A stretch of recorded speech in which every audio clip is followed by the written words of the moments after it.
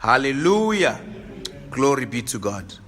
So our word today is going to come from the book of 1 Samuel. If we can open 1 Samuel chapter 28. I'm hoping I'm not going to take too much of your time today. I think as we usually do in the English services, I will probably do the reading as well, because I know a lot of us have Shona Bibles, and I know our usual reader has a Shona Bible as well. All right. Praise the Lord. Glory be to God. So, the word of God came to me, and in the form of a vision. And at first, the word that came, it was echoing. The word was divination. Divination. Divination. Divination. Hallelujah. To some of us who don't know what divination is the art of fortune telling, telling what is going to happen in the future, trying to find out what happens in the future. It could be by way of people use cards. I don't know if you've seen people who use cards to tell the future or to tell people's lives. Okay, maybe that's a bit more white people things. Black people don't usually do that. They also do palm reading. I don't know if you've seen people who say, I want to look at your palms, and based on what is on your palms, they'll tell you. Some use astrology, which is they track the stars, and they can tell from the stars what is happening. This is where even stars of the zodiac come into line. Sometimes you pick up magazines or newspapers, they will tell you, I'm sure all of you know what your star sign is. This is where it comes from. God actually is not pleased with that. When I was younger, I used to follow that a lot. And I knew my star sign is Pisces because I was born on the 1st of March. And every time you get a magazine, you'll hear, they'll say, Pisces for this week or this month, you will find love. And you know you're a little teenage boy, you're like, yes. Or they'll say, money coming your way. You feel confident to go to your boss to ask for a raise. Or they'll say, be careful, this is going to be a bad week or a bad month. That is also divination. And we also have people who go to, if we bring it back to home, more relevant to ours as black people or African people, especially in this country of South Africa, people believe a lot in sangomas.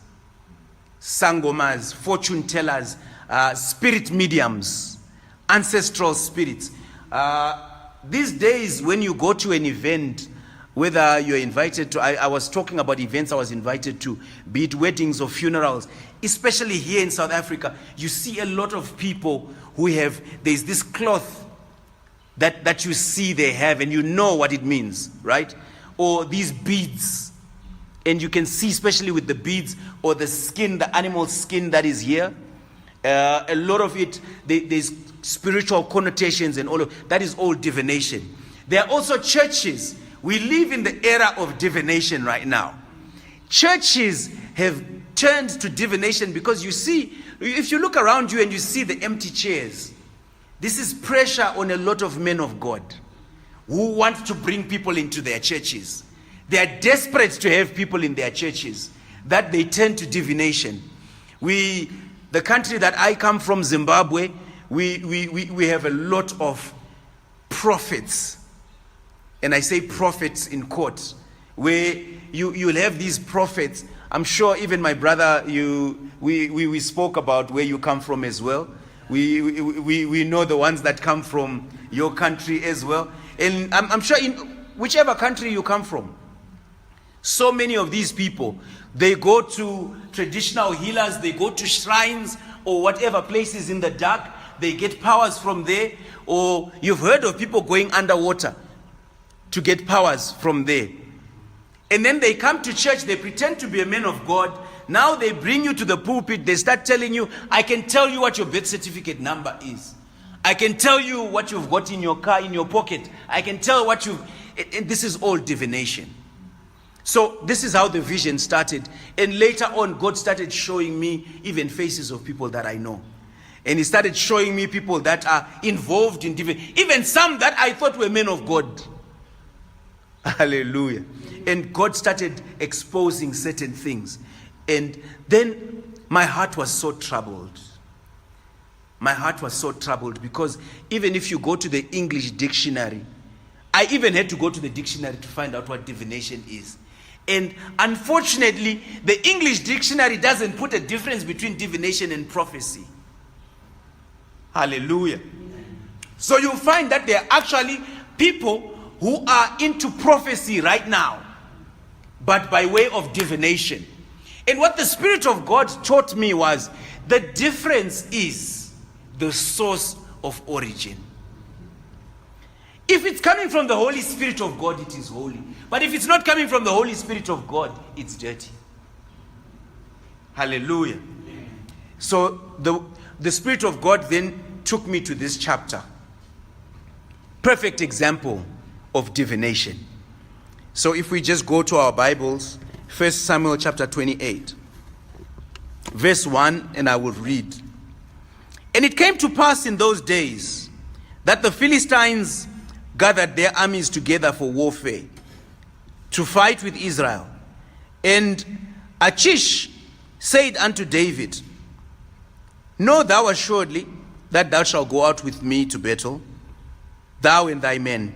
And David said to Achish, Surely thou shalt know what thy servant can do. And Achish said to David, Therefore I make thee keeper of mine head forever. Now Samuel was dead, and Israel had lamented him and buried him in Ramah, even his own city. And Saul had put away those that had familiar spirits, wizards, and the wizards out of the land. Hallelujah. So this is the time where to those who read the Bible or to those who are familiar with the story, David had run away from Saul.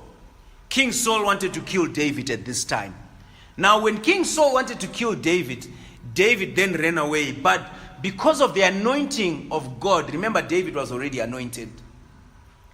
In the eyes of God, David was king already. In the eyes of men, he was a nobody. Hallelujah. So because of the anointing, and the anointing is attractive. The anointing attracts. That's why you see, every time when you see an anointed woman or anointed man, people will follow him. Those are one of the signs of the anointing. So because David was anointed, when he ran away from Saul, people started following him. Hallelujah. Even though Saul was the king, people were following David.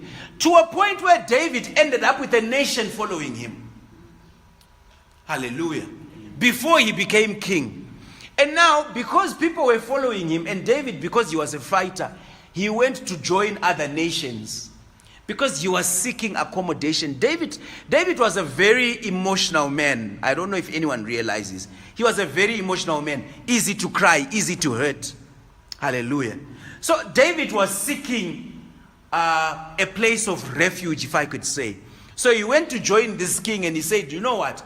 I am a warrior. I don't know if it was these days, maybe this would be the time that somebody would go with their CV and say, you know what, I'm good at this, I'm good at this, I'm a good fighter. If I fight for you, you'll never lose. Because every time I fight, I win. I've been slaying giants ever since I was a little boy.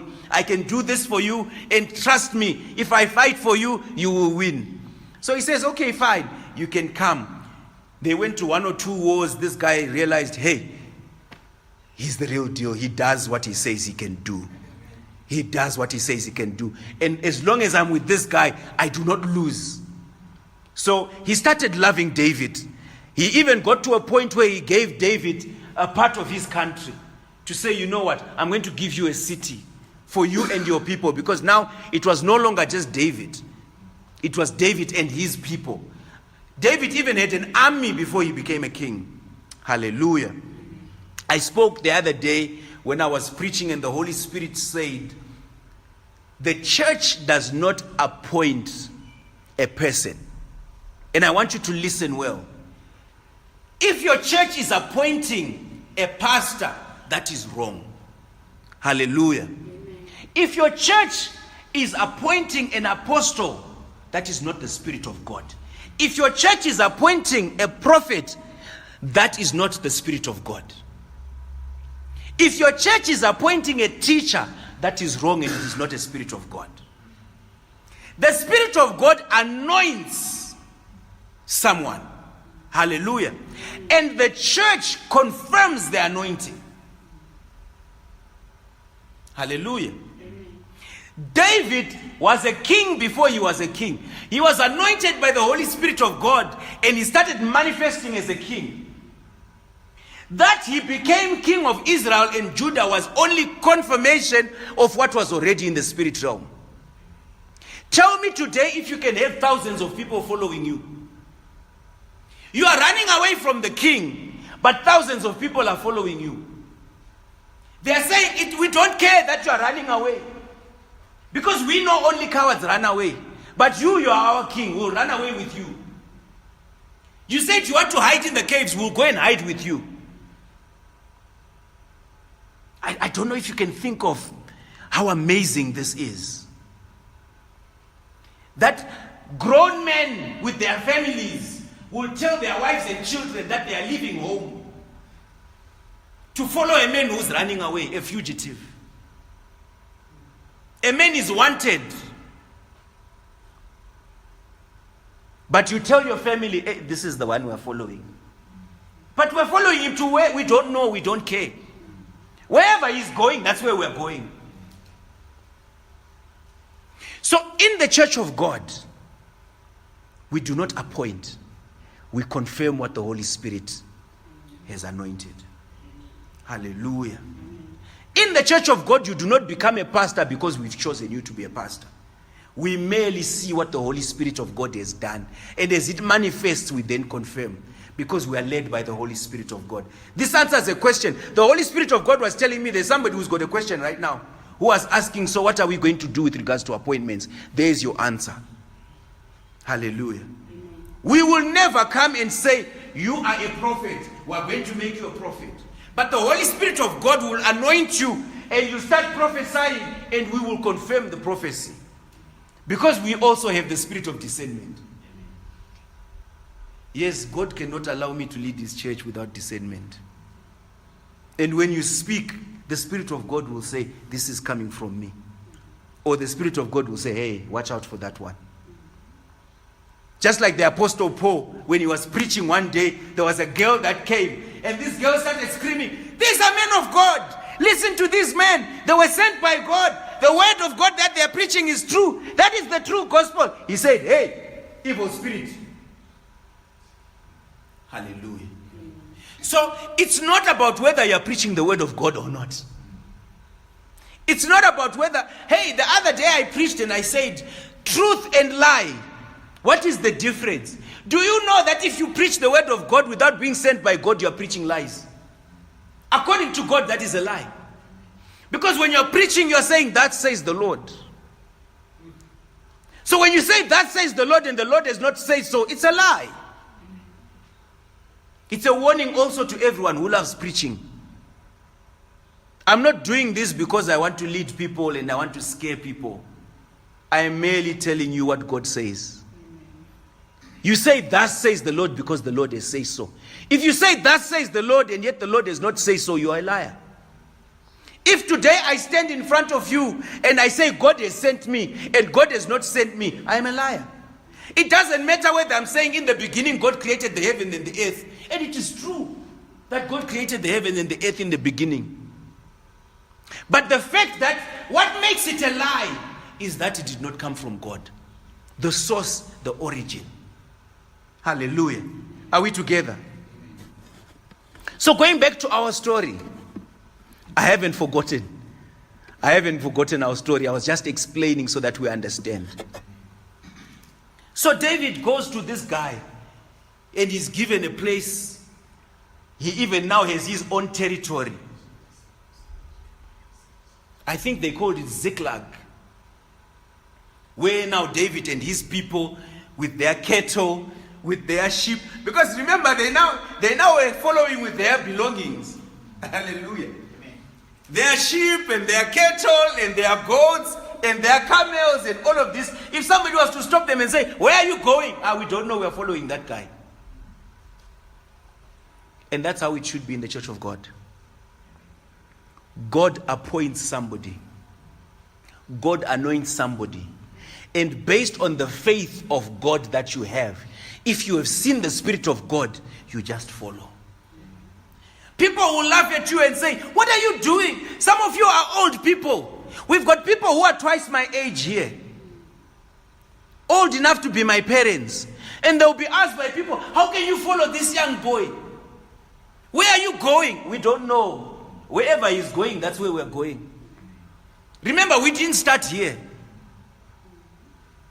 And if you look at where we started, when we were praying, God took me. I saw visions of where we started. I don't know if you guys remember from where we started. Where we'd sit down and have tea and cook for each other and talk about the word of God. That's what I was seeing.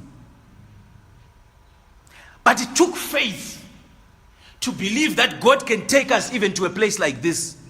Or to places that we are going to go to beyond this. And this is what happened.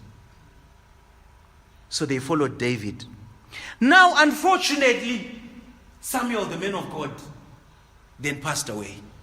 Because remember, in those days, they had so much faith they had more faith in God than we do.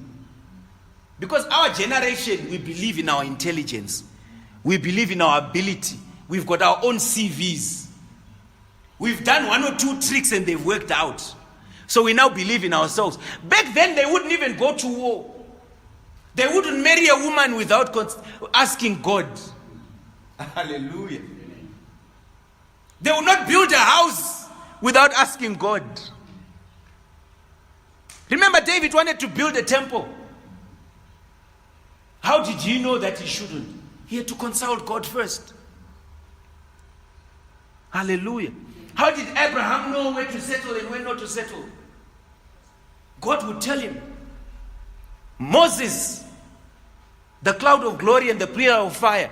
He would not just decide, guys, I think this place looks cool. Let's set up our tent. I like the pasture here. I like the water here. No. It was always what God says, according to the Spirit of God. And this is why we say in the anointed church of God, we do what the Spirit of God says. If the Spirit of God says pray, we will pray. Some of you will think, but hey, look at the watch. This is too much prayer. Shouldn't we be preaching now? No, we are listening to the Spirit of God. Some of you will be thinking, so what time is it? When do they pray for the sick? Shouldn't they? No, we listen to the Spirit of God. Don't be surprised. You come expecting praying for the sick and the Spirit of God says not today. Don't be surprised one day you come here, you expect the word of God and the Spirit of God says no, today is just prayer and singing. Praise and worship only. Or you come here thinking, I've got a beautiful voice, we're going to sing. And the Spirit of God says, today there's no singing, we're just going straight to the word of God. I didn't even know we're going to have Sunday school today. Hallelujah. But were you not blessed with the program? I don't know, I was blessed and amazed at the same time. Because I've been to Sunday school. When I was young, I also attended Sunday school. But we didn't learn things like this. Hallelujah. So they used to go to Samuel as the man of God. And Samuel would tell them, thus says the Lord, go and fight, you will win. No, not today. Stay at home. You do not go. If you go, you're going to die. Hallelujah. So now when Samuel died, it was such a catastrophe, especially to King Saul. Why? Because he knew that they don't go to war without consulting Samuel. So what am I going to do now that Samuel is dead? Hallelujah. Now he was in a state of panic. That's why it is written here that Samuel died. Verse 5. Verse 4. And the Philistines gathered themselves together, and they came and pitched at Shunem. And Saul gathered all Israel together, and they pitched in Gilboa. And when Saul saw the host of Philistines, he was afraid, and his heart greatly trembled. Hey, you know what? Something that you need to understand. Your enemy does not care about your timeline. Remember, the enemy does not care whether God is speaking to you or not. The enemy attacks anyway. The Philistines didn't care whether Samuel was alive or not. They didn't care whether Saul was ready or not. They just came for war. Your life is not at your mercy, but you are at the mercy of life. Life does not wait for you to be ready. Life can take your mother when you're not ready. Life can take your father when you're not ready. Life does not wait for you to be prepared. If they say exams in November, it's exams in November. They don't care whether you've studied or not. Hallelujah. So it was unfortunate, but life comes at you in that manner. We all have several things that have happened to us, sometimes when we're not ready. But that is life. We should learn to seek the face of God anyway. We need to have a relationship with God. In this point, you can see Samuel was representing the Holy Spirit of God that he was carrying. That's why we're saying we follow the Holy Spirit of God. Even this sermon that I preach, every time when I preach, I don't preach what comes from myself. I have to inquire from the Holy Spirit. God, we're going to service now. What am I going to give your people? Because I didn't create any one of you. I don't know what you need. I don't know where your life is. I don't know what's important to you, but He knows. He then gives me what is relevant to you. That's why at the end of the service, you'll find someone coming saying, "Man of God, thank you very much. You were prophesying over my life, or you helped me, or you preached about something that was troubling me. How was I to know?" Imagine, I would have to follow everyone's life and try to understand, what is this one doing? What is this one doing? And then I find people to follow you around so that I can preach about you. But I just listen to God, and God will give me what is relevant for all of you. Just as Jesus Christ had enough food for the 5,000 people, when you preach the word of God, inspired by the Holy Spirit, you'll have enough for everyone. And everyone will hear what is sufficient for themselves. Have you ever thought about that miracle? Jesus feeding 5,000 people. You know what was even a bigger miracle? Was not the 2 fish and the 5 loaves of bread. I always say, imagine those people. Those were 5,000 men. I don't know how many women and children were there, because those days they only used to count men. So if they say 5,000, it was 5,000 men. Let's assume they all brought their wives and their children. Already the number is more than 4 or 5 times. So maybe there were 10,000 people there. Now Jesus is sitting on a boat in the water. Right? Or even there when you are sitting in the grass. How? Without a microphone. Without a loudspeaker. But everyone heard the word of God. It means He has the power to make His voice travel throughout the land. Throughout the land. And even everyone, whoever was at the back, could hear. Hallelujah. Verse 5. And when Saul saw the host of Philistines, he was afraid, and his heart was greatly trembled. And when Saul inquired of the Lord answered him not, neither by dreams, nor by Urim, nor by prophets. Hallelujah. Before I touch on this verse, I want to tell you about witchcraft. There is also a level of witchcraft where I think they used to do it more during these days, but some maybe still do it, where they killed an animal, and when they kill an animal, they take the insides of the animal, they throw it on a table or to the ground, and the way they fall, it tells a story. Just like when they throw bones and stones.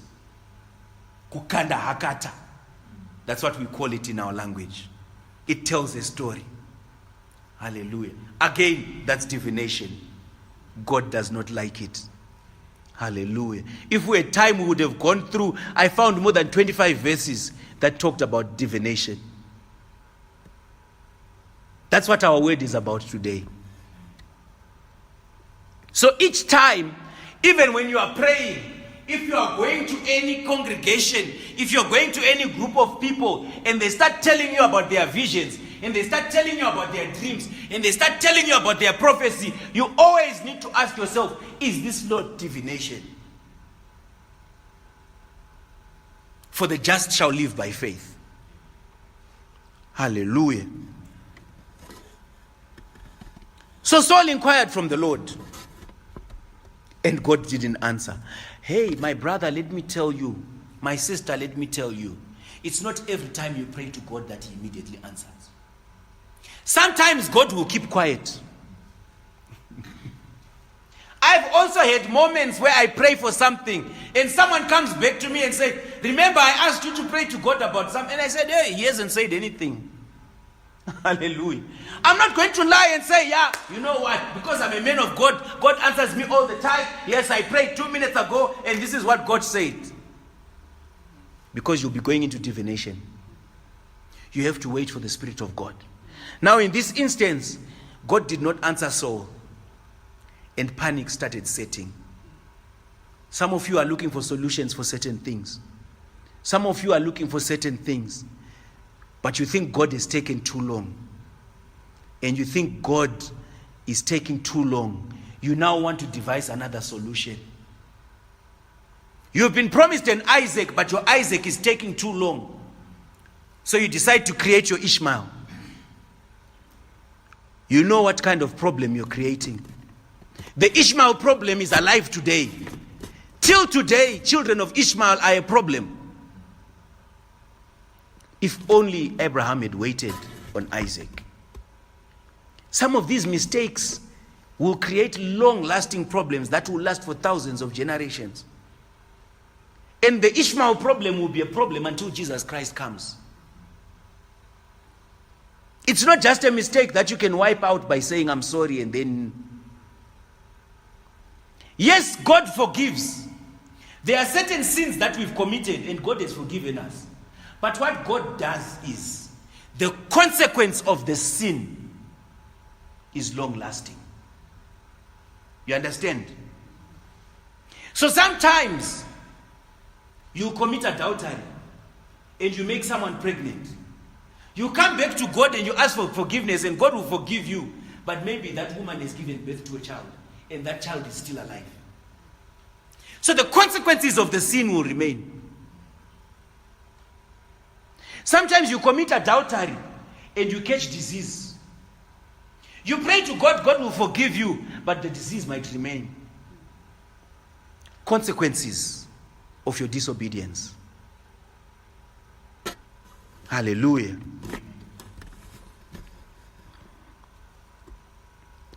Then Saul said to his servants, seek me a woman that has a familiar spirit, that I may go to her and inquire of her. And his servants said to her, behold, there is a woman that has a familiar spirit at Endor. Hallelujah. I think if I remember well, we once had a teaching about familiar spirits. We once had a teaching about familiar spirits. We are led by the Holy Spirit of God, but the enemy is very clever. We live in the generation of familiar spirits, where people go to churches that are led by familiar spirits. And because of lack of discernment, people cannot tell the difference between the Holy Spirit and a familiar spirit. A familiar spirit acts like the Holy Spirit of God. If you remember, we had the teaching in Job of Leviathan. Familiar spirit. A familiar spirit will act like the Holy Spirit of God and will do almost everything that the Holy Spirit of God does. A familiar spirit will prophesy. A familiar spirit can even heal. That's why people go to sangomas and they get healed. And they come to you and they say, if it's wrong, how come I got healed? I was sick and I got healed. That was a familiar spirit. Hallelujah. Some churches are led by people with familiar spirits. In the church of God, we will not be led by a familiar spirit. until Jesus Christ comes. And this is not only for this generation, even for the generations to come. If Jesus does not come in our lifetime, even those who take over from us, we pray that the Holy Spirit of God leads this church until the coming of Christ. And may familiar spirits be exposed in the name of Jesus. So Saul had started off as a very good king when he was listening to Samuel, the man of God. God instructed that all evil spirits be cast out of Israel. Saul was the kind of king that would send people to knock on people's doors. Akauraya nganga dzose akadzidzinga muIsrael. He was chasing away all sangomas, all witch doctors, all spirit mediums. They were given an alternative: leave my country or I kill you. Hallelujah. If we had good leaders, if we had good presidents that want their countries to prosper in the way of the Lord, that's what they should be doing. But unfortunately, most of our leaders are deep into divination.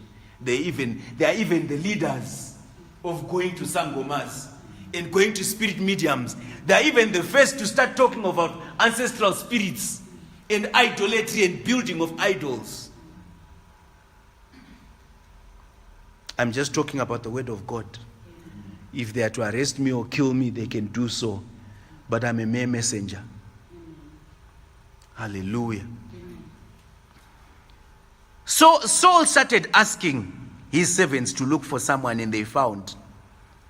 In verse 8, Saul disguised himself, put on another raiment, and went, and 2 men with him, and they came to the woman by night, and they said, "Pray thee, divine unto me by familiar spirit, and bring him up, whom I shall name to thee." Hallelujah. Praise the Lord. I think a few weeks ago, we had a teaching, or we preached about garments and what they represent. We even spoke about wearing of new garments, what it spiritually means.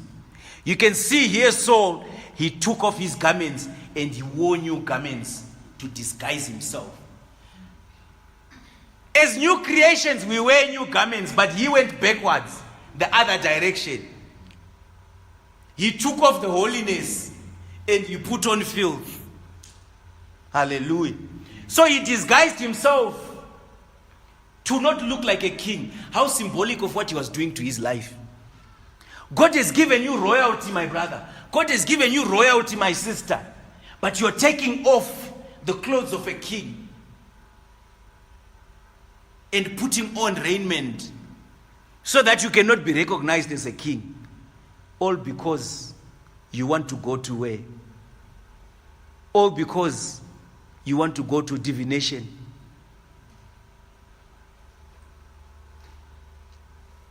Hallelujah.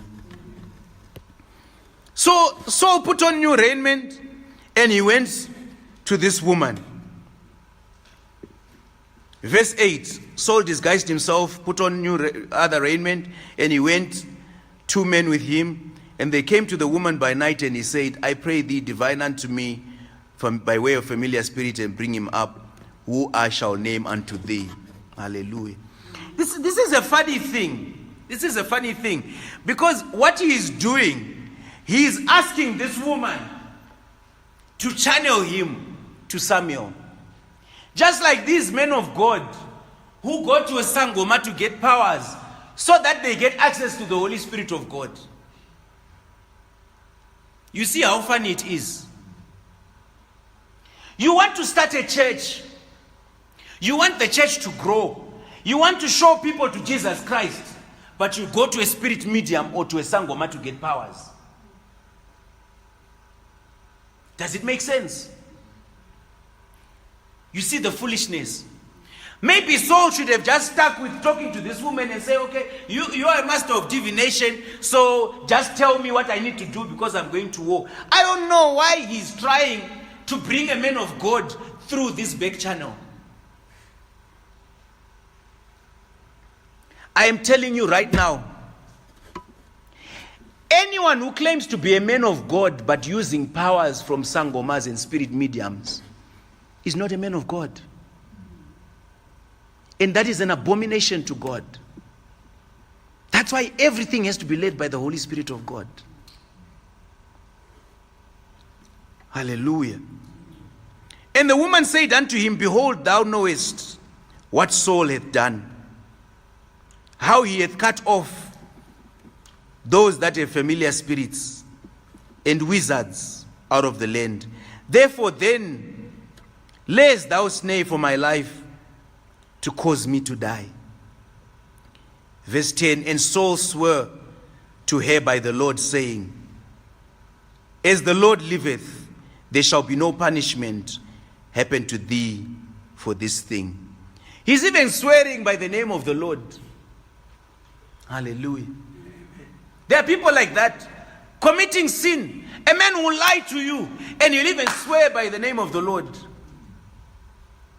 And he's swearing by the name of the Lord, saying nothing will happen to you.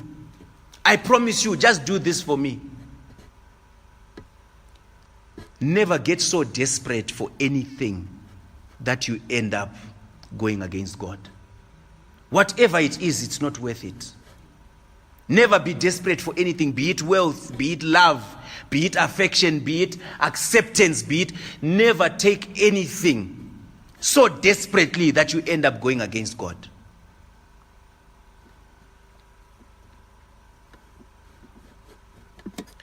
Verse 11.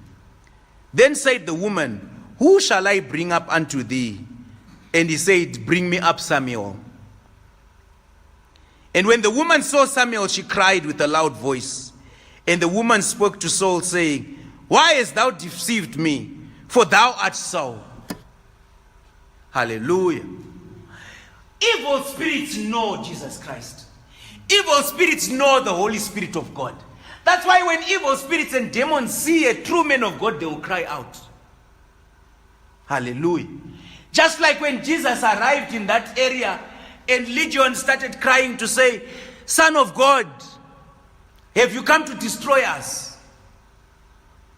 Hallelujah.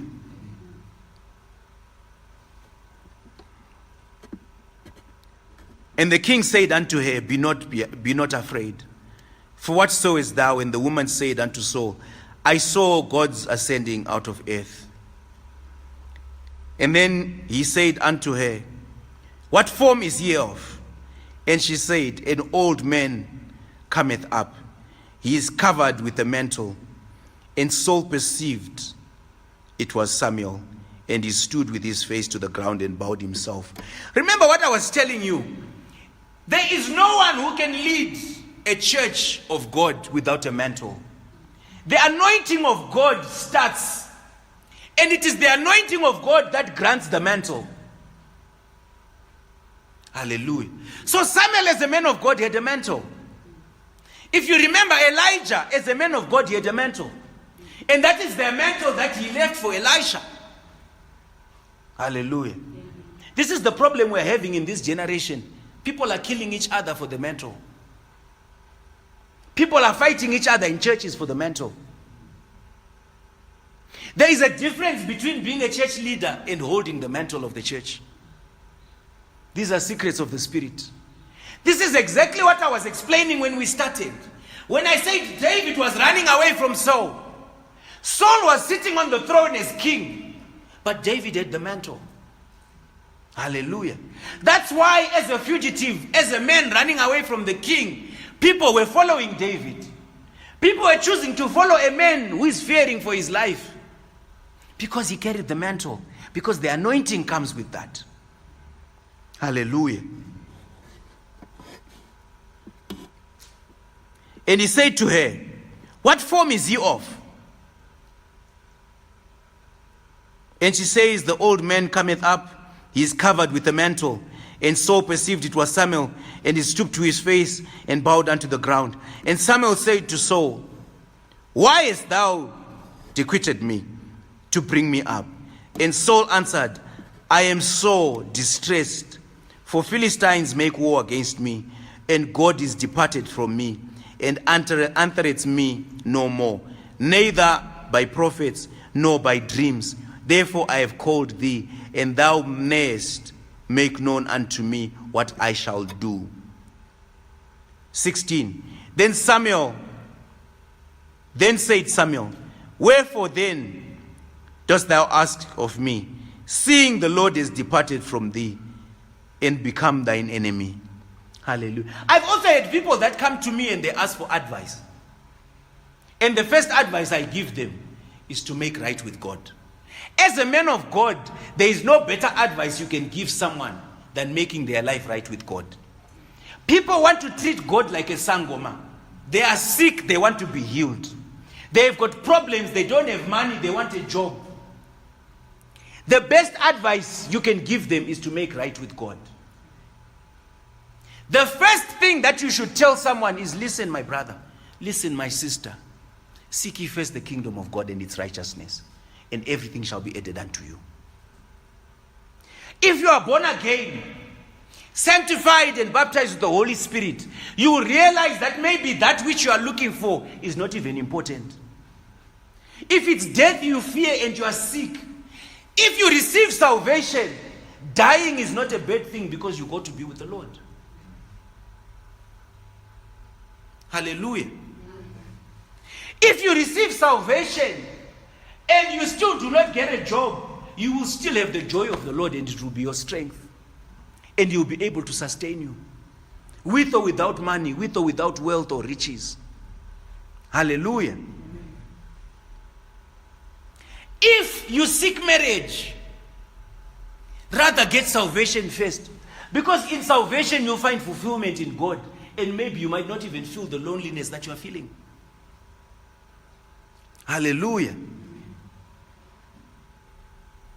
And Samuel is asking, but why are you looking for me? If God has forsaken you, why would you look for me? Hey, here's another secret.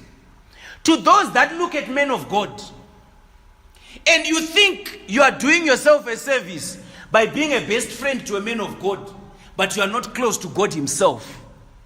Samuel is saying here, why would you want to look for me if God himself has distanced himself away from you? Because remember, why you want Samuel? Samuel is a man of God. You want to access the power of God through Samuel. This generation is a generation of people who want to worship a leader of a church, a pastor, a prophet, an evangelist, a deacon, an elder, or whoever.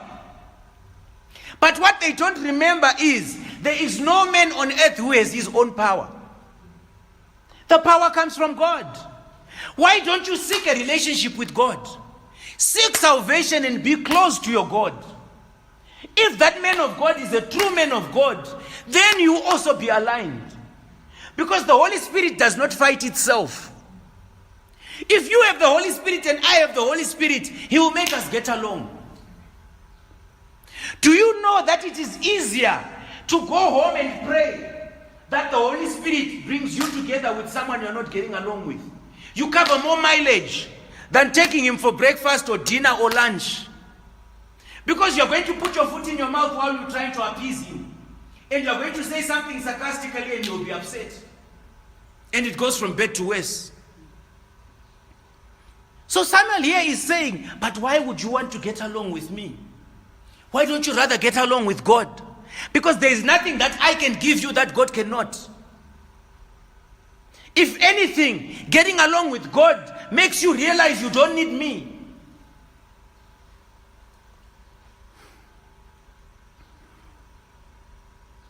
Then Samuel said, wherefore dost thou ask me, seeing the Lord is departed from thee, and is become thine enemy? Verse 17. We are reading from 1 Samuel chapter 28. Verse 17. And the Lord has done to him as he spoke by me. For the Lord hath rent the kingdom out of thine hand to thy neighbor, even to David. Hallelujah. Because thou obeyest not the voice of the Lord, nor executest his fierce wrath on Amalek. Therefore hath the Lord done this thing unto thee this day. Hallelujah.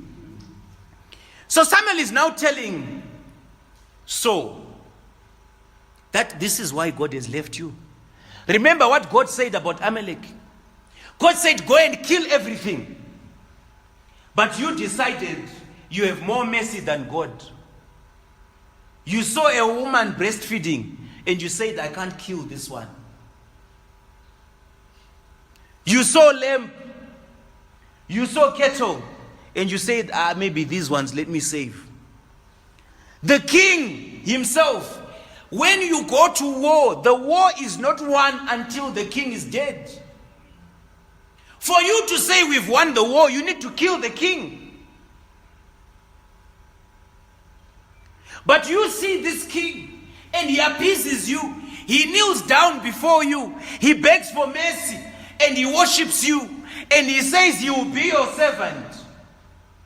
So you decide, because he's going to be your servant, you decide to spare him. And you forget God has said kill. As a representation of salvation, when you are saved, God says destroy all sin. If you want to preach and be a man of God, preach against all sin. There is no type of sin that you say, I'm not going to touch this. Because it's 2022. We are living in South Africa, the most advanced nation in Africa. We cannot talk about human rights. We cannot talk about gays and lesbians. Let's rather talk about alcoholism and drugs. But when it's men who marry other men or women who marry other women, we can't talk about it. That is the sin of Saul. Because Saul decided he can kill all the soldiers, but leave the women and the children. He can kill all the royal guards, but leave the king. Hey, don't you realize that the guards are only important because of the one they are guarding? So you become a Christian and you stop drinking alcohol, but you still have certain things tied around your waist. You still have certain things tied around your wrist. You still have certain clothes that you hide that no one sees. Or you put them in your cupboard where no one accesses. You still go to fortune tellers. You want to know what's going to happen tomorrow. You are still phoning to say, I'm starting work tomorrow, so I just want to make sure everything will be fine.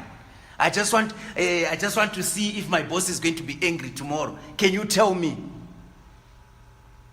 Hallelujah. Can you not see? God is saying all sins.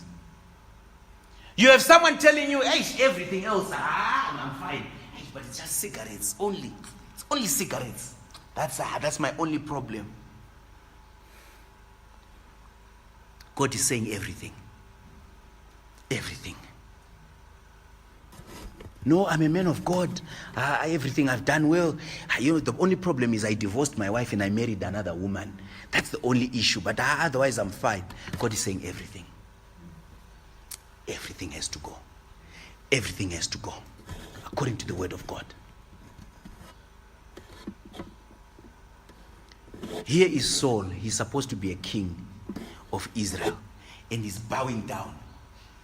The Bible says he put his face to the ground to show absolute surrender and humility. What we are only supposed to do to God, but he's doing here.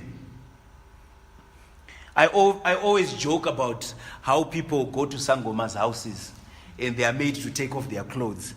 And he will do what he wants with you. He will tell you, you can't enter my house with shoes on. Take off your shoes, you take them off. He says, you have to talk to me with respect. You can't talk without clapping your hands. You have to pay me. Or you sit there in the sun for a while. Total surrender, bowing down to evil spirits. That is only reserved for God. You cannot claim to be Christian if you are doing these things. If you are still doing these things, you have to go and start over again. Start from zero. Start from scratch. Ancestral spirits. Hallelujah. This is what we're talking about right now. People read the Bible every day, but they cannot see. Can you not see? This story is talking about ancestral spirits. This is about talking to the dead. In English, they call them what? Necromancer. People who bring up the spirit of the dead. It's an abomination to God. How can you say you are Christian and yet you're still talking about ancestors? People who died a long time ago. And the Bible says there's no communication between the dead and the living. I must say right now, to those who have dreams and visions, beware of dreams of people who've died. Beware of dreams of people who've died, talking to dead people. You need to pray to God about this. You need to pray to God about this. No, I used to get along with my grandmother. She was my favorite person. I was a favorite person. And each time I dream of my grandmother, she gives me advice. Each time she's my grandmother. And she can even tell me, when people hate me, she can tell me, beware of this one. She's planning to poison you. Be careful. Be careful. Even right now, as a man of God, if I die today, don't be too quick to receive a dream where you see me in your dream speaking to you. Hallelujah. Because Jesus Christ said there is no communication between the dead and the living. Those who are dead. They're waiting for judgment. They're in paradise. Hallelujah.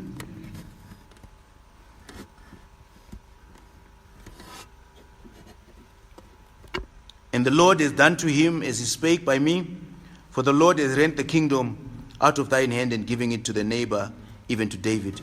Your enemies already know what God has given you. You might not know it. At this time, this was not being said to David. David is still running away from him. But it is being said to Saul that the kingdom has been given to David. Sometimes people trouble you. Sometimes people make your life difficult because they already know what your destiny is. They already know what your future is. They already know that you have what they want and they will never have it. That's why they treat you that way. That's why I say the just shall live by faith. Don't go by how people treat you. Don't view yourself. The way people view you is not a barometer. Don't let people define you. They can treat you like a nobody, but you don't know where God is going to take you. I've had instances where people treated me like a nobody. But God had a plan for my life. And God has a plan for your life. Your own parents can treat you like nothing. But don't let that define you. Your siblings might treat you like nothing. But don't let that define you. Your boss at work might treat you like nothing. But don't let that define you. God has a plan for you. The just shall live by faith. Don't go by sight. Don't go by what you see. Don't look at the suit you're wearing today and you think that's the end of life. God has something better for you. You might be living in a house without electricity today. But that's not the end of life. Hallelujah. Verse 18. Because thou obeyest not the voice of the Lord, nor execute the fierce wrath on Amalek, therefore the Lord has done this thing unto thee today. Moreover, the Lord will also deliver Israel with thee into the hand of the Philistines tomorrow. Shalt thou die and thy sons with thee. And the Lord also shall deliver the host of Israel into the hand of Philistine. Hallelujah. There are certain sins that when once committed, that's the end of you. Hallelujah. I have seen with my own eyes the judgment of God. I cannot bring out names right now. There are people that I've seen, God judged them. And God has cut off the bloodline. Where you can see a man being killed, and all his seed that were going to progress his name being killed as well. Judgment of God. Kana Mwari vatonga, kune zvimwe zivi zvinoitika zvokuti murume anourayiwa nevana vake vakomana vese vanokwanisa kuita kuti zita rake riende mberi vaurawe futi. Short space of time obva ati pupupupu zita rake roperera ipapo. I've seen with my own eyes. You need to be careful when dealing with God. You need to be careful when dealing with God. Your entire inheritance will be given to someone else. Last week I was talking, I think it was Pastor Chakombera. Even this issue of the mantle. I was not born with the mantle. Hallelujah. Sometimes it's like a football match. There is a starting 11 that starts the game. But if you make a mistake, maybe you are the striker, you're supposed to score. You get your first chance, you blow it over the bar. You get your second chance, you blow it over the bar. You get your third chance. Hey, the coach gets frustrated. You see the manager standing up, he will say, you'll do this. Someone is sitting there on the substitute bench and he will come in your place. That's what God does. A lot of you, God has chosen you for something. God has chosen you for something, but don't be foolish. Don't think that you've got this position forever. You might not last 90 minutes. Right now, God is looking at you as the manager or the coach. If you're not careful, he's going to do this. Someone else will come. Because remember, the place that you are in, that's somebody else's place. It's somebody who was sent by God to do that, and they didn't do it. And then God chose you as a substitute. I will never make the mistake of forgetting that I substituted somebody else. And somebody can substitute me too. Hallelujah. I'm talking of things of the Spirit right now. So you have to be careful. Saul was supposed to be king. And Jonathan, his son, was supposed to be king after him. And then Jonathan's son, Mephibosheth, was supposed to be king after him. But because of his actions, today we talk of Solomon. Hallelujah. There are things that God has prepared for you. But if you're not careful and you don't walk right, it will be somebody else's name instead of yours. Just like the things that you're enjoying today, they were meant for somebody else. But because of God's grace, they've taken you undeserving as you are, and He has placed you there. So don't get carried away. They are mighty, mighty, mighty men of God. Mighty men of God. Who are supposed to be here today, delivering this message.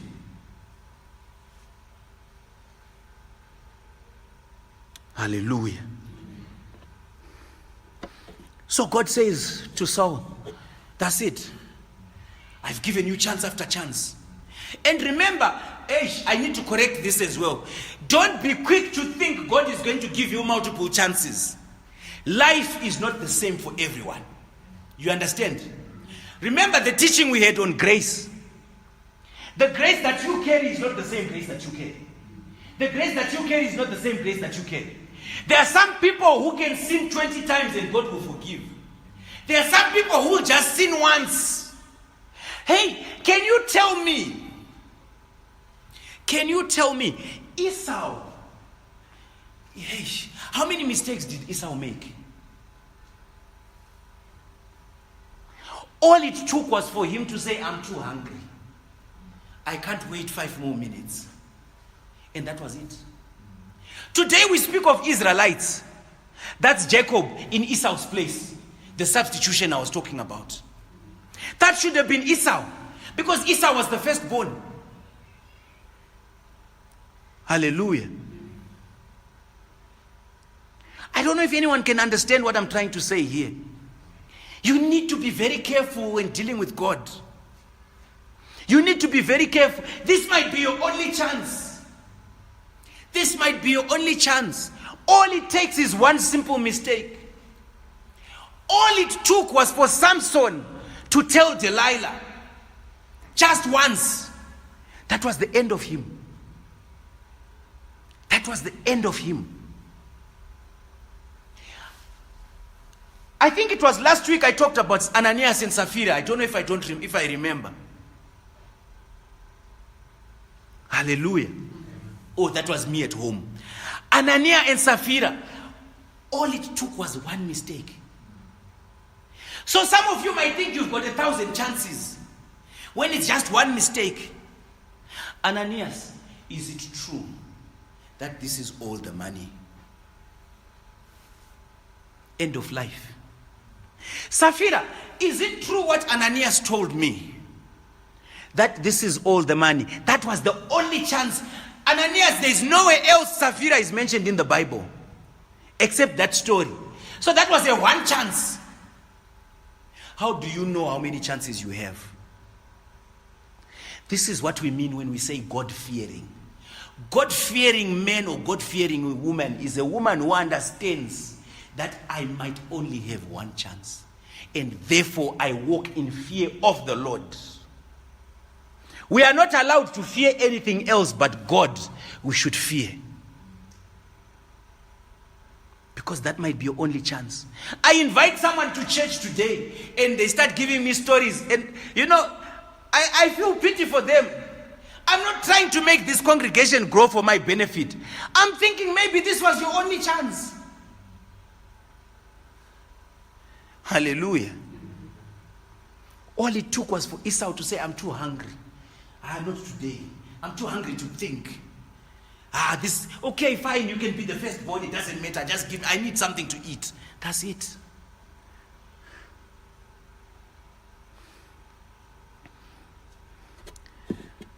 Then Saul fell straight away all along on earth and was sore and afraid because the words of Samuel, and there was no strength in him, for he had eaten no bread all day, nor all night. Hallelujah. I remember preaching about judgment, and I said what happens here on earth is a reflection of what happens in heaven or in the spirit realm. If you know, go to court today. If you think I'm lying, if you kill someone today, you can be sentenced to death, right? But the day you get sentenced to death is not the day you die. You are put on what they call death row. Do you know that you can even have 7 years on death row? So are you going to tell me that because it's your 7th year on death row, then the judge was lying? No, I'm not going to die. When you are on death row, you are just waiting for that day when they will finally say, today's the day. We're going to ask you for the last thing. What's your favorite clothing? Is it a suit? What color suit?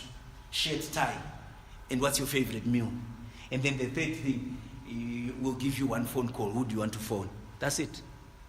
Who do you want to phone? Who you want to be there? And what do you want to wear? What do you want to eat? End of story. This is what people don't understand. Even our father Adam and our mother Eve did not understand this. The concept of death row. God told them that the day you eat the fruit, you will die. They thought because they were not executed on the day where they were sentenced to death. Hallelujah. To God it was done. Today there are people walking on this earth today, and God has already decided. Hallelujah. Don't place yourself in that position where you sin and you keep sinning and you keep sinning and you keep sinning, and you haven't heard the voice of God saying anything. God has not punished you. Maybe you're even making more money. Maybe you're even getting more women. Maybe everything you are doing is just prospering. And you think God has not passed judgment. And you think God has not seen it. You are leading a church, but you are going to sangomas, you are going to necromancers, you are going to fortune tellers, you're going to Nigeria to get muti, you're going there, you're going to do this, and because it's still going on and on and on, and people are attending service, you think God's judgment has not been passed. The moment they ate the fruit, to God, they were dead. God considered them dead. They were still there. And you see, this is the mercy of God. He still killed an animal. He still took a skin. And he still dressed them. But in his mind, he's thinking, They're dead already. God is so merciful. He can still allow you to breathe. He can still give you food and shelter. But in his mind, he's saying, he's dead already. Hallelujah. I hope I'm preaching to someone today. Don't be fooled by the sunlight that God is giving you. Don't be fooled by the air he's allowing you to breathe today. Don't be fooled by the taste buds that you still have.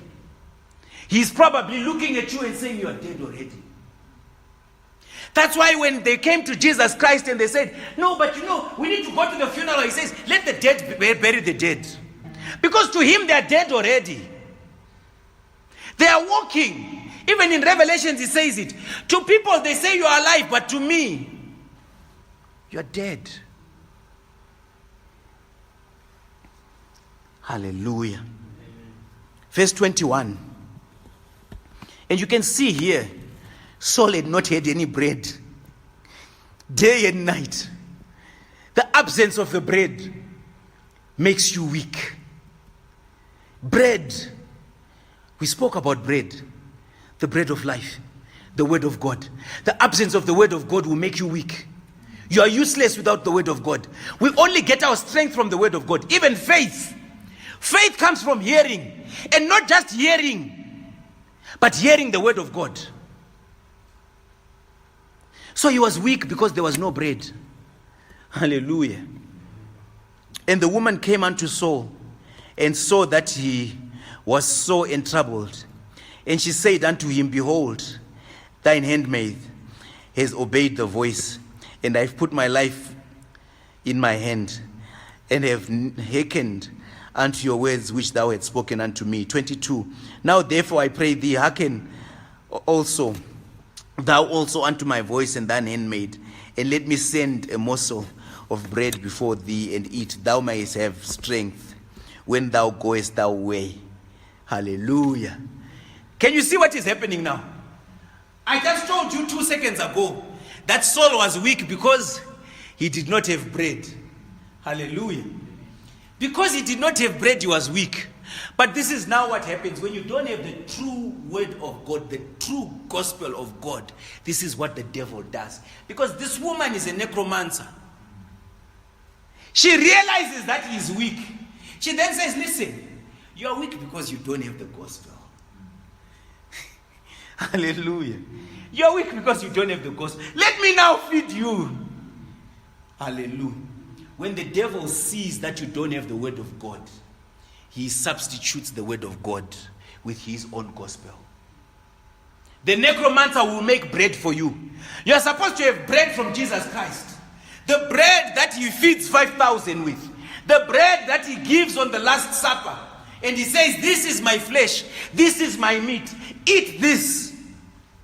If you don't eat that, the enemy will come and give you his own bread. That's why we have so many churches. We were talking in the car when we were coming here.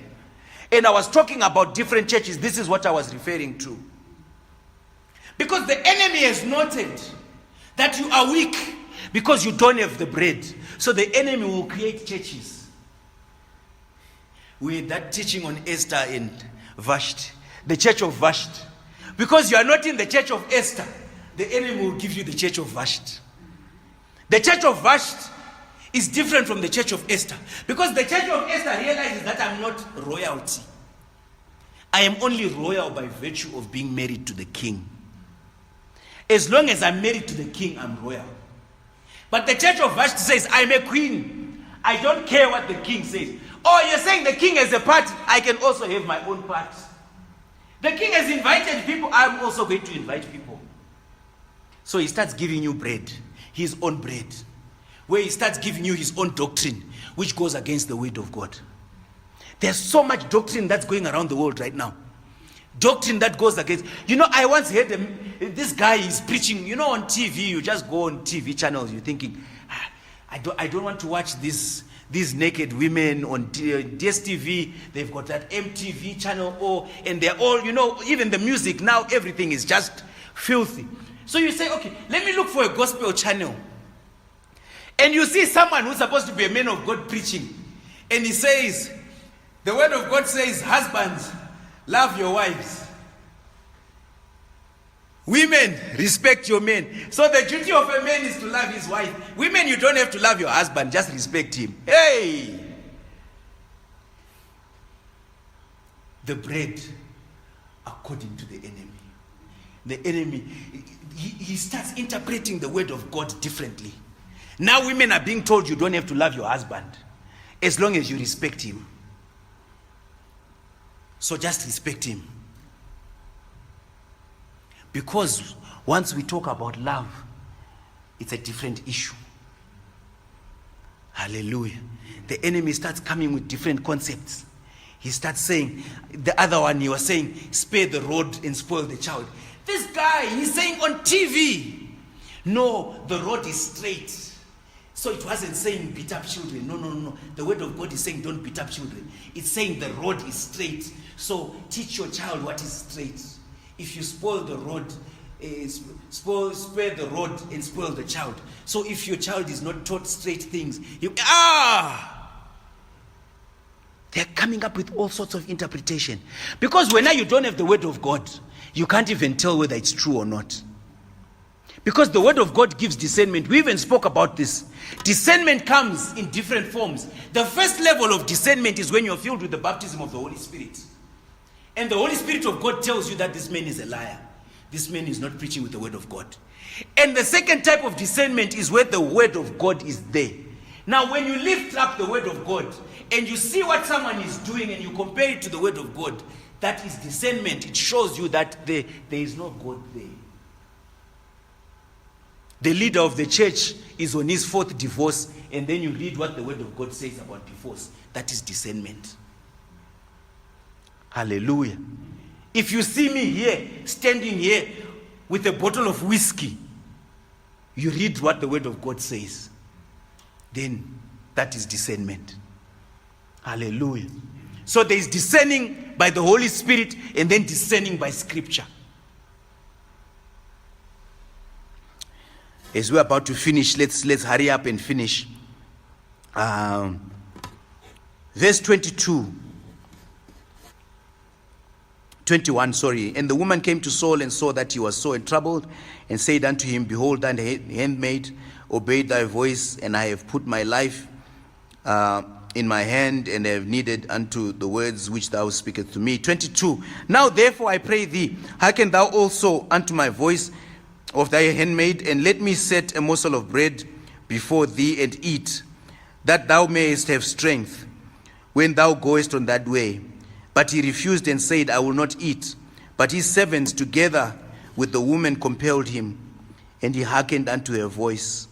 So he arose from the earth and sat upon the bed. Hallelujah. You know, the company you keep can affect your destiny.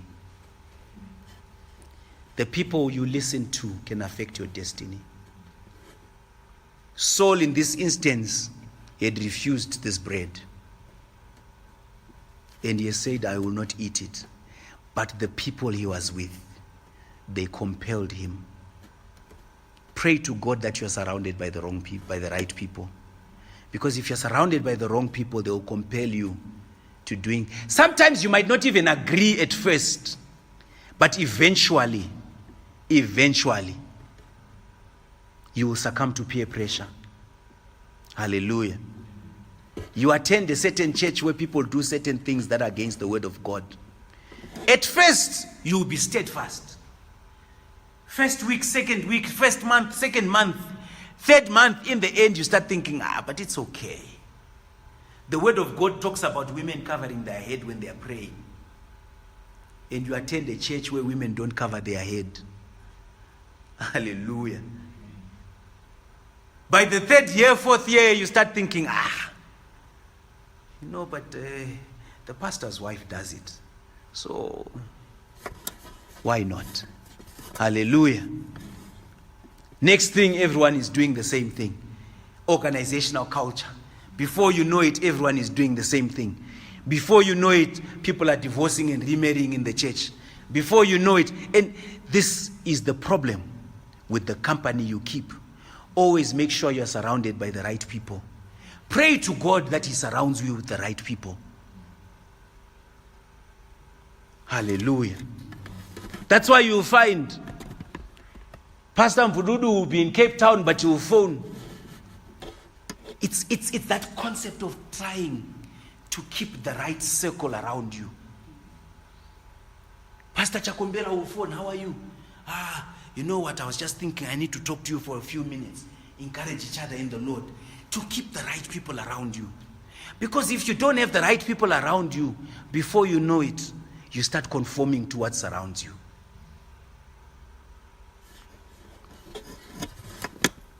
"24. And the woman had a fat calf in the house, and she hasted and killed it, and took flour and kneaded it, and did bake unleavened bread thereof. And she brought it before Saul and before his servants, and they ate it. They rose up and they went away that night." Hallelujah. May we all raise to our feet. So we need to be careful. We need to be careful and beware of the company we keep. Because if we have the wrong people around us, they will take us towards wrong things. Number one. Number two,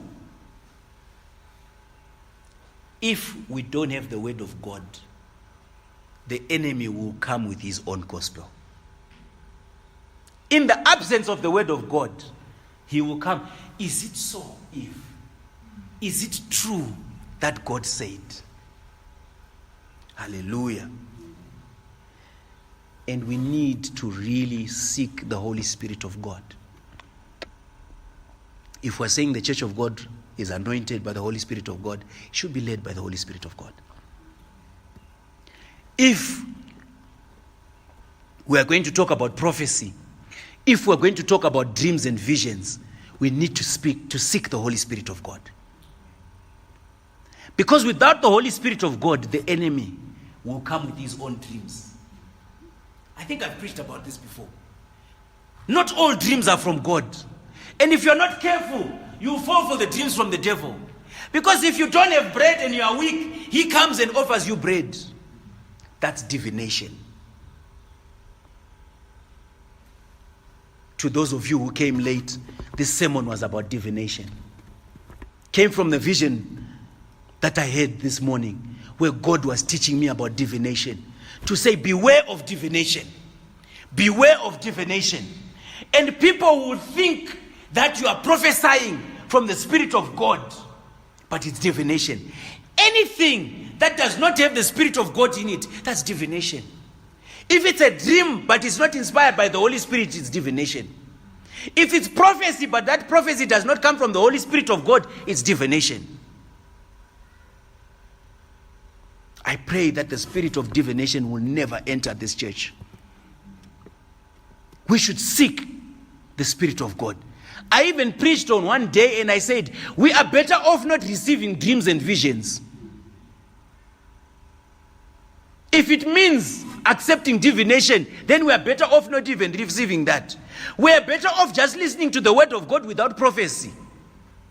Because the word of God is enough to take us to heaven. Hallelujah. Thank you very much for your time.